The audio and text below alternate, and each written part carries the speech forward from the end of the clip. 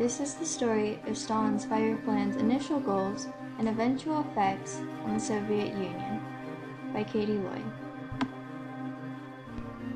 In the late 1920s, Stalin instituted a new program, his notorious 5-year plan, aimed towards the reform and recovery of the Soviet's national economy. Included in this were plans to eradicate any forms of capitalism introduced by Lenin's new economic policy, in order to ensure a purely socialist state. This was brought about by a series of strict policies, one of them the goal to rapidly industrialize the nation. Stalin ordered for the increased production of steel, setting unrealistic quotas for the workers. This led to lying about production amounts and a huge blunder in Stalin's attempts to industrialize. Stalin managed to keep this program successful in the minds of the people, though, through an extraordinary amount of propaganda. This was his main means of promotion of his plans to the people, as he was not a great speaker.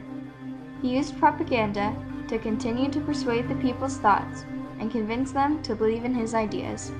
This poster, for example, was one seen throughout the Soviet Union at the time.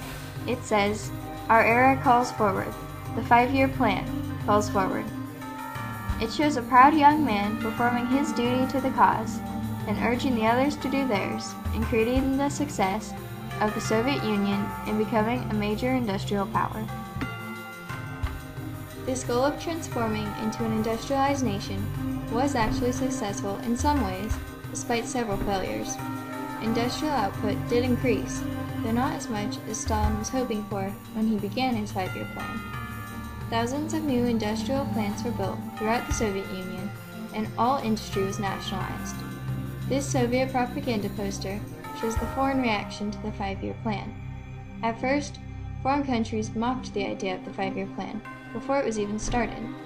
After the plans were completed, though, the Soviets' industrial might was a formidable foe opposing them. This is somewhat of an exaggeration, but serves the point that the Soviet Union did have some success in their attempts to industrialize.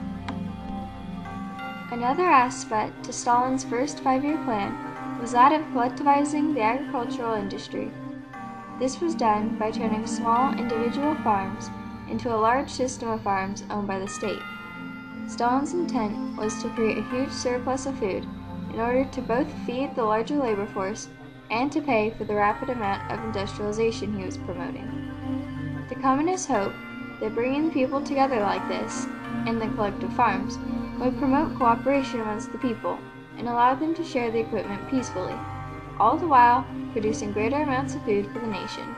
Unfortunately, Stalin was wrong in this in several ways.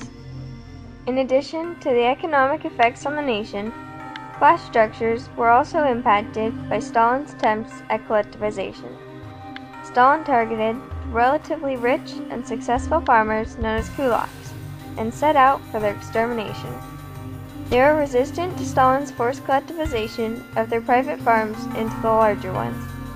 They even went so far as to slaughter their farm animals to prevent their use in the collective farms. Not only was Stalin against these farmers, though, but he got many of the peasants to persecute the kulaks, as well as even encourage their extermination throughout the nation. As many as 1.8 million kulaks were either arrested, deported to gulags, or immediately executed through Stalin's plans. Also a major effect of forced collectivization were huge disruptions in production, leading to catastrophic famines, such as the famine of 1932. Millions died in this event alone, and Stalin was later found to have even created artificial droughts to starve defiant peasants into submission. In the end, though Stalin's 5-year plan may have increased industrial output, the effect of his attempts at collectivization would only bring pain and suffering to many.